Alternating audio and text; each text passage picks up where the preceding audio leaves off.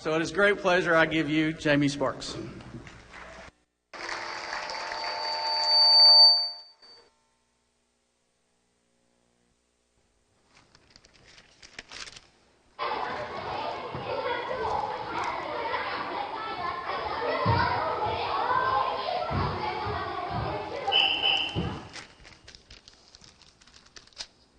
All right, everybody up on their feet. Class, it's time to get started. Today we're going to play dodgeball. Jeff, Chris, you're captains. I want you guys to be captains. You choose teams. You choose who you want on your team. Stephanie and Heather, if you guys could run down to the teacher's lounge and grab me some donuts and a Mountain Dew, I'd appreciate that. And you guys be careful, be safe.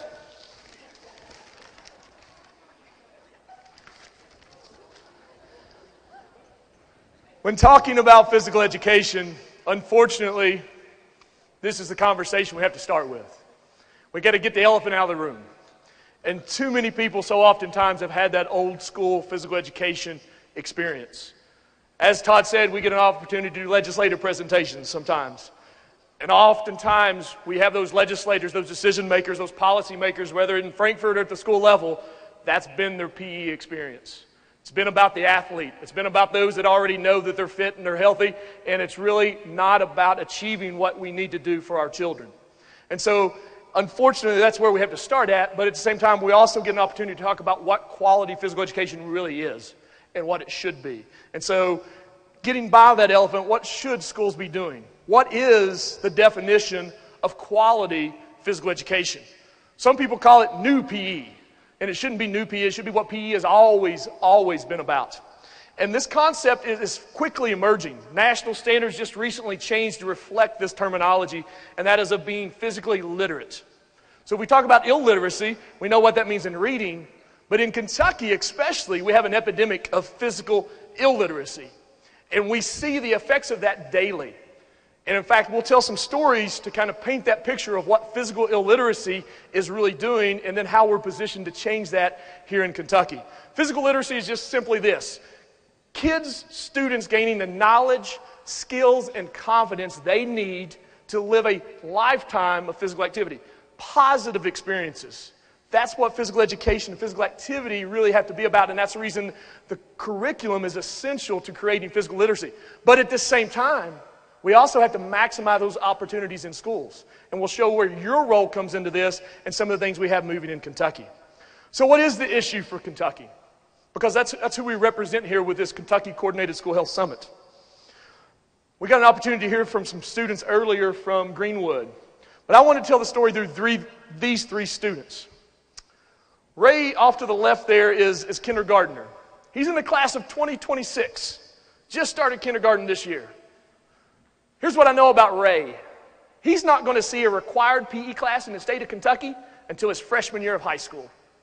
What he experiences in physical education between now and 9th grade is up to his school, his site-based council, his local school board. That's the reason you play such a critical role in what's happening with this issue. Tell you about Hannah. Hannah's in the middle right there.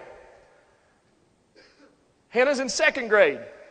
She comes from a small school, 200 kids. You would think a small school with 200 kids would mean they'd get daily physical education. But the reality is, physical education's on the back burner. So in 3 years, she's had 3 PE teachers. All 3 of those PE teachers were not certified in PE. They were special ed teachers that said, hey, do this on the side. So Hannah's never had, in her 3 years of school, never had a physical education teacher that's been trained in physical literacy, in physical activity, and all those different things. Ross is the last student right there. And Ross is in 5th grade this year. As you think about Ross, he's going into middle school next year. If he chooses to do band, odds are he won't see a physical education class in middle school. Oftentimes our students in band don't get any physical education, physical activity 6th, 7th, and 8th grade. Very important brain development time. Ross, they're all at the same school now. And so he's had the same PE experiences. And I was interviewing him the other day, and I wanted to share that because from the mouth of babes comes the best stories, right? What's your favorite thing about school? PE class. What's the thing you like least about school? Whenever a couple of kids get in trouble and the whole class loses recess. I understand from your last school that they had a lot of technology, a climbing wall, wellness card program that they did. I hear it was a really, really awesome PE teacher that led all that up. Dad, it was you. Dad, stop making us hide behind this tree. Yeah, Dad, we want to go play. All right, that was a shameless plug. Okay. I wanted my kids to be a part of this, and unfortunately they weren't able to travel here today. But ultimately, that's the reason I get to do what I do. That's the reason I get to do my job every day, because not only do I get to advocate for PE, but I get to advocate for what I see happening in my own kids' lives. And so it's easy to show up for work every day with that on your mind. In Kentucky, we recently came back from the Southern Obesity Summit. And so just to paint this picture Kentucky specific, as you look at those southern states, some people refer to that as the Bible Belt. You can also refer to that as the obesity belt, the chronic disease belt. And so there's a lot of reasons why. Out of all those southern states that we just came back from that summit, Kentucky has the fewest restrictions or fewest policies and procedures at the state level for PE. And so once again, I want to reiterate how important teams are here today in moving and advancing this work. And we have some exciting things to build on, but we need to be honest about what the situation is in order to really build forward what needs to happen and what needs to occur. 2014 is going to be a huge year for the state of Kentucky.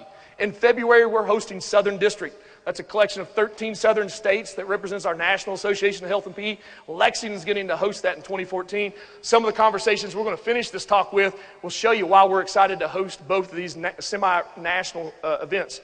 In 2014, also the Southern Obesity Summit will be right here in Louisville next November. So we really have an opportunity. You've heard us showcase the collaboration and the connections we have between health and education here and our health subcommittee and some of that work. And so we really are moving the conversation forward here in Kentucky.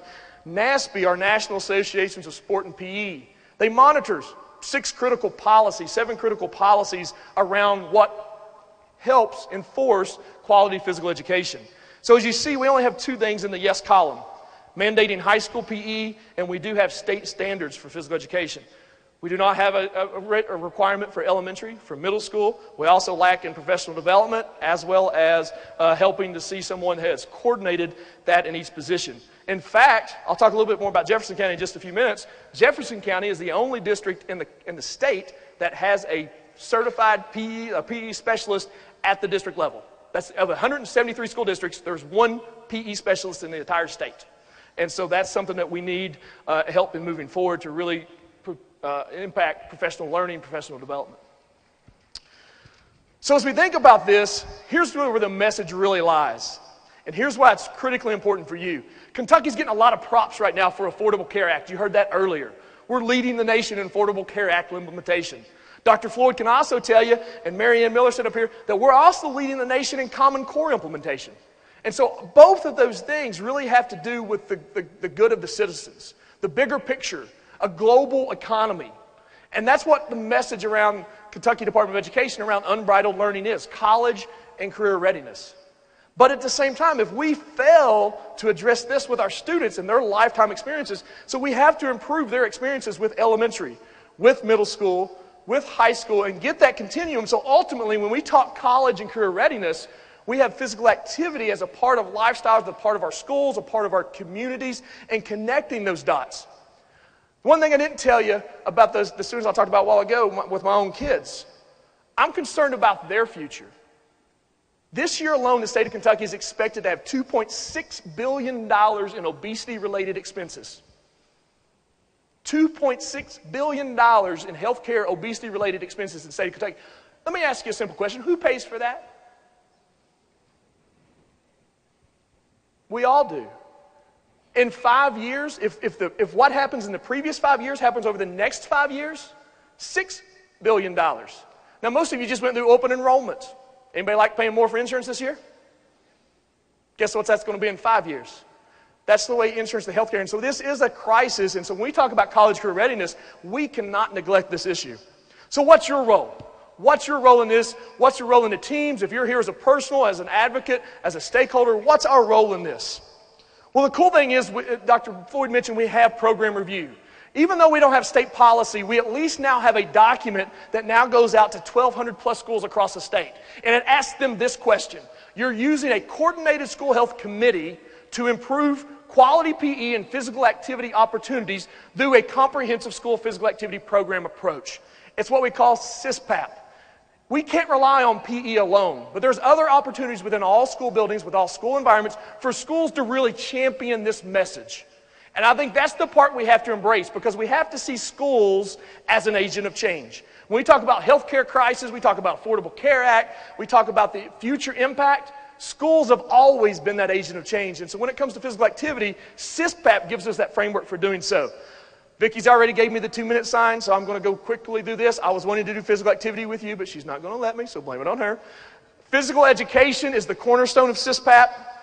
But we also look beyond PE class, because if we rely on PE alone, we know the students are only getting 1 day a week, 2 days a week, 9 weeks and you're done for the year. There's all these different assortments that your schools are coming from their PE experiences. And so we got to look beyond physical education class. So what are the other opportunities for that PE teacher, that coordinated school health committee, to champion activity during the school day? Leanne and Kathy will tell you physical activity does not take away from learning. That's my pet peeve. Physical activity break. Quit calling it that. It's not a break. We've done physical activity today. We didn't take away from what we've done here today. We've increased what you've done because you've had blood flow in the right way, auditory, visual, and kinesthetic awareness. That's what we've done to use to teach, and that's what physical activity does for all students every day as a part of academic achievement. Before and after school, looking at what happens before the bell rings or after the bell. Looking at staff wellness, you'll hear from Kara a little bit later on staff wellness. We have a number of people here today with Humana Vitality, so we're doing a lot of partnerships and collaboration with Humana. And then lastly is the family community involvement piece. And we have another talk coming on that from Merritt later today as well. So that's what CSPAP is. So Kentucky's been forging ahead with this for the last 3 years within program review. For the first time ever, as of October, we have data back on how many schools are reaching proficient around CSPAP and coordinated school health. We have a lot of work to do. We know that less than 30% are achieving proficiency with this, and that's the reason you're here today, to help guide you in those plans moving forward. What's happening on the national level? Let's Move Active Schools. Let's Move Active Schools is a collaborative effort that has a number of partners coming together. And this is something that, so when we talk about CSPAP, that's what Let's Move Active Schools is all about. How to engage schools in a comprehensive approach to increasing physical activity opportunities for students, staff, family, and community. So Let's Move Active Schools, look at all the partners that have come on board. We have members from the Alliance for a Healthier Generation here today. That's the lead in this, the President's Council. AFERD, which is our National Association of Health and PE. Nike, Partnership for a Healthier America. Fuel Up to Play 60 is a part of this. So all of a sudden, instead of having this program and that program and this program, all of a sudden on the national level, we have a consolidation occurring. And that makes it easier for schools. So what's the role? Sign up to be a Let's Move Active Schools. Make that a part of your action plan today. Make sure your school is enrolled in Let's Move Active Schools. The other thing to do is make sure that within that framework that you identify in your school a physical activity leader. I've told you we've been pushing CSPAP in program review. Here's the other cool thing. Just last month, or 2 months ago, October, for the first time ever, AFERD and Nike brought together a cadre of trainers. There's 23 national trainers for physical activity leaders. Guess what? State of Kentucky has 4 of those trainers. 4 of 23 national trainers for physical activity leaders. Heather Irwin and Aaron Beatley from the University of Kentucky, they're not able to be here today. They're 2 of our trainers. Jessica Lawrence is here today, just a new Louisville resident, just moved in, and myself. So we have 4 PAL trainers in the state of Kentucky, and they're going to be training more of these, so we're positioned to move this ahead with schools. In fact, I was so excited. I'm sorry, Vicki, I know I'm over, but they gave me some minutes earlier. Dennis, you were right. Sorry. We talked about this yesterday, and we knew it was going to be maybe more than 10, maybe more. Anybody want me to keep going or me to stop? The crowd has spoke, Vicki. So here's what I did a couple weeks ago. I got thinking about this event and this audience, got really excited about it, and I said, you know what? We've really been pushing this forward. We built CSPAP in. We have it in program review. We have this national partnership. And so I sent it to Jefferson County. I sent it to Donna and Bonnie and some of the people there in Jefferson County. I said, hey, what would be the odds of Jefferson County being the largest district in the nation to fully commit to being a Let's Move Active School district? What would happen? They said, I like the idea. Let's send it up the chain. So it went up to a couple assistant superintendents. They said it aligns with program review. It aligns with our teachers. We want PALs. We've already been doing Director of Physical Activities. Absolutely love this. So we've had a lot of conversations occurring. It was supposed to be Michelle Obama hopping out behind the curtain right now, but she wasn't able to come, so you're stuck with me. I think Vicki would have gave her a few extra minutes, maybe. But we did talk about having a speaker, but what they were able to do in moving forward, we do have some press releases. So I would like to invite the Jefferson County team to come on stage. And this is my challenge to you. If Jefferson County, how many schools do we have? 135 schools. If from the district level they can make that commitment to Let's Move Active Schools and saying, yes, this aligns with school accountability. Yes, this aligns with program review. Yes, this is something that's going to help our teachers and are going to equip our physical activity leaders. And that's the challenge that Shelley Fole, who's Executive Director, has sent out to each of you. She challenges us in Kentucky to really move this message forward from here on out and being a part of that. And so we're going to have some press releases coming out on this announcement. They've done an excellent job. You're going to hear from two of those pals in just a few minutes from Jefferson County. So give these guys a big round of applause, that Jefferson County team. So you can see when we have Southern District and Southern Obesity Summit here in 2014, we have a lot to be proud of. And I want more of your teams going back in your districts and your schools enrolling in this, and let's really spread this movement. And let's not just lead in Affordable Care Act. Let's not just lead in Common Core implementation. Let's lead in CSPAP and Let's Move Active Schools and really send that message about how local control we can move forward with what's best for our students and what's best for our schools. Thank you all very much. Thank you.